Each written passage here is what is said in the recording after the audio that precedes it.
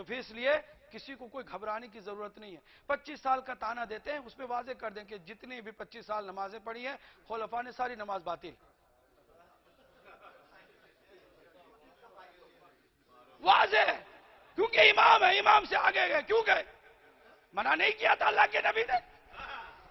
جانتے ہیں مولا علی کے لیے کیا فرمایا کہ ایک جملہ، اے علی ایک قدم بھی جو تم سے آگے نکل جائے وہ بھی دین سے نکل جاتا ہے، اور ایک قدم بھی آپ سے پیچھے چلا جائے وہ بھی دین سے نکل جاتا ہے. یعنی آپ کی راہ کو جو چھوڑ دیتا ہے، آگے سے چھوڑے یا پیچھے سے چھوڑے، سارے کے سارے دین سے نکل جاتے ہیں. صلوات پڑھے محمد وآل محمد.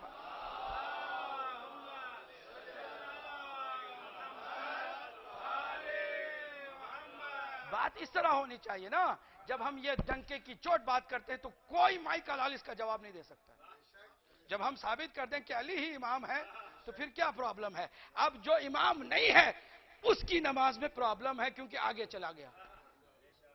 یہ مسئلہ ہے. تو جب ہم حقائق کو پیش کرتے ہیں تو الحمدللہ لوگوں کے دلوں میں جو حق کی طرف آتے ہیں ان کے اندر اثر پڑتا ہے. لیکن کیا کریں کہ زمانہ آخری اس اعتبار سے بھی خطرناک بن گیا ہے کہ جو خاندانی شیعہ ہوتے ہیں ان کے اندر عقائد میں گڑبڑی پیدا ہو رہی ہے. یہ میں وارننگ کر رہا ہوں. بہت خطرناک دشمن کی سازش کہ علی والوں کے عقیدے کو متزلزل کر دو. کسی کو مقصر بنا دو، کسی کو غالی بنا دو. غالی اس کو مقصر کہہ کے گالی دے اور وہ اس کو غالی اور نصیری کہہ کے گالی دے. ماتمی کوئی ہو تو اسے کوئی کہہ دے کہ یہ نصیری ہو گیا ہے. نماز کوئی پڑھنے لگ جائے تو کوئی کہے کہ یہ مقصر ہو گیا ہے. سلام کوئی نہ کرے تو اسے بتایا جاتا ہے کہ بہت بڑا مومن ہے، اور جو بیچارہ سلام جو اسلام کی بنیاد ہے وہ کرتا ہے تو اسے کہہ دیا تھا کہ مقصر ہے. یہ جو خرابیاں آ رہی ہیں، میں پیرس کے مومنین کے سامنے یہ بات رکھتا ہوں تو صرف پیرس کے مومنین کے لیے نہیں ہے.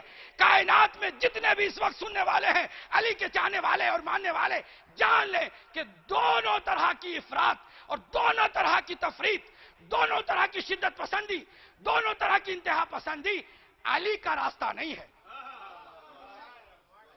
یہ علی کا راستہ نہیں ہے، منحرفوں کا راستہ ہے، گمراہوں کا راستہ ہے. یہ کیا مذاق بنا لیا ہے ہم نے دین کا؟ یہ توہین ہے یا علی مدد کی کہ کوئی بغیر سلام کے کہے. اس نعرے کی، ایمان افروز جملے کی، بصیرت افروز جملے کی، جس کے زبان پر یا علی مدد آ جائے اس کے اندر اگر بزدلی بھی ہے تو نکل جاتی ہے. ایسا بصیرت افروز جملہ ہے. اس کی توہین یہ ہے کہ آپ اس کو سلام کی جگہ استعمال کریں اور سلام کو ہٹا دیں. یہ توہین ہے اس کی. ہم کو سمجھ لینا چاہیے یہ مذاق نہیں ہے. دین مذاق نہیں ہے. دین حقیقت کی طرف آپ کو لے جاتا ہے. آپ کو حقیقت پہ چلنا ہے اور مولا کی راہ کو راہ حق سمجھنا ہے. کبھی مولا نے، کبھی کسی بھی امام نے یا کسی بھی امام کا اتھنٹک نائب نے اس طرح کی اجازت دی ہے کہ ہم سلام کو چھوڑ دیں؟ ہرگز نہیں. کیوں؟ اس لیے کہ اسلام سلام، اور اسلام تو وہ ہے کہ جس کو اللہ نے علی کی ولایت سے مکمل کیا. اسلام کیا ہے؟ علی کی ولایت سے جو مکمل ہوا وہ اسلام ہے. تو پھر اسلام کی بنیاد کو ہم چھوڑ دیں تو کیا ہم کر رہے ہیں؟ کہاں جا رہے ہیں ہم؟ غلط جا رہے ہیں کہ صحیح جا رہے ہیں؟ ہم غلط جا رہے ہیں. اسلام کو ہم نے چھوڑا ہے، جو کہ اسلام مکمل ہوا ہے تو علی کی ولایت سے مکمل ہوا ہے. سننا چاہتے ہیں شاعر کیا کہتے ہیں؟ اسلام کیا ہے؟ اسلام کیا ہے؟ اسلام کہیں مرسل اعظم کی صدا ہے، اسلام کہیں ضرب شہ عقدہ کشا ہے، اسلام کہیں گریہ زہرا کی صدا ہے، اسلام کہیں صلح، کہیں کرب و بلا ہے. اولاد پیغمبر کا جہاں نام نہیں ہے وہ اور کوئی چیز ہے، اسلام نہیں ہے.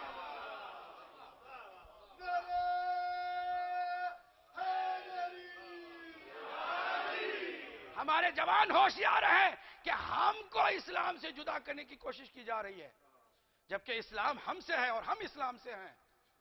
اسلام بچا ہے تو کربلا کی وجہ سے بچا ہے، اور اسی اسلام کو ہم اتنی آسانی سے چھوڑ دیں، اس کے شاعر کو چھوڑ دیں، اس کی ریکوائرمنٹ کو چھوڑ دیں، اس کے تقاضے کو بھلا دیں، ہمارے بچوں کو السلام علیکم کی تعلیم نہ دیں۔ یہ واجب ہے کہ ماں باپ اس بات کا خیال رکھیں کہ اسلام سے ہمارا رشتہ کبھی بھی نہیں ٹوٹنا چاہیے، بلکہ میں تو یہ کہتا ہوں کہ ہمارے علاوہ کوئی بھی اسلام کا نام لیتا ہے تو وہ خیانت کرتا ہے۔ صرف ہم ہیں جو صحیح معنوں میں اسلام کا نام لے سکتے ہیں، اس لیے کہ اسلام کو بچایا ہے تو ہمارے اماموں نے بچایا ہے۔ ہم حج پہ بھی کیوں جاتے ہیں؟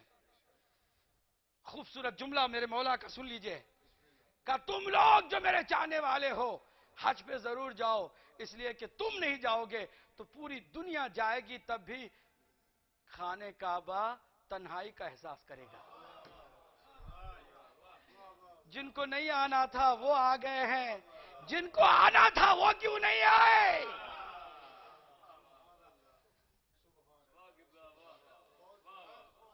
نماز بھی اس لیے پڑھو کہ اگر آپ نماز نہیں پڑھیں گے تو ساری نمازیں جو پڑھی جا رہی ہیں وہ تو قابل قبول نہیں ہے۔ نماز روئے گی کہ بھئی جو پڑھ رہے ہیں وہ میرا حق ادا نہیں کر رہے ہیں، اور جو صحیح پڑھ سکتے ہیں وہ آتے نہیں ہیں۔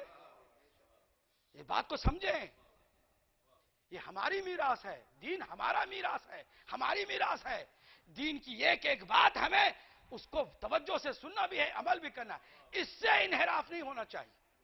یہیں سے شروع ہوتا ہے معاملہ، گڑبڑ یہیں سے ہوتا ہے کہ جب ہم اس کی جو بنیادی ریکوائرمنٹ اس کو چھوڑ دیتے ہیں۔ توجہ کریں، اس کے علاوہ عقائد میں بہت ساری خرابیاں آ رہی ہیں۔ لوگوں نے منمانیوں کو عقیدے کا نام دینا شروع کر دیا ہے۔ دین میں کسی کو اجازت نہیں ہے منمانی کرے۔ ہمارا تو یہ عقیدہ ہے، ہماری اصول بتا رہا ہوں، ہم اہل بیت کے ماننے والوں کا یہ اصول ہے۔ ہم بات ہمارے اپنے فقہ جعفری پر چلنے والوں کی کر رہے ہیں، کسی اور کی نمائندگی میں نہیں کر سکتا ہوں، میں صرف اپنے مذہب کی نمائندگی کر سکتا ہوں۔ ہمارے مذہب کا یہ اصول ہے کہ اگر اللہ نے کسی چیز کو حرام قرار دے دیا تو وہ قیامت تک کے لیے حرام ہے، جس کو اللہ نے حلال کہہ دیا تو وہ قیامت تک کے لیے حلال ہے۔ حلال کو حرام اور حرام کو حلال خود نبی مکرم بھی نہیں بنا سکتے ہیں۔ یہ ہمارا عقیدہ ہے۔ سب سے بڑی ہماری جنگ جو دشمنان اہل بیت سے ہے وہ یہی ہے کہ آپ کو کس نے حق دیا تھا کہ اپنی طرف سے نماز تراویح کو ایجاد کریں؟ آپ کو کس نے حق دیا تھا کہ شریعت میں طلاق کے مسئلے کو اپنی مرضی سے بتا دیں؟ آپ کو کس نے حق دیا تھا کہ ایک واجب فرض اور ایک الہی حکم کو آپ اپنی طرف سے بدل دیں؟ آپ کو کس نے حق دیا تھا کہ نماز اذان سے حی علی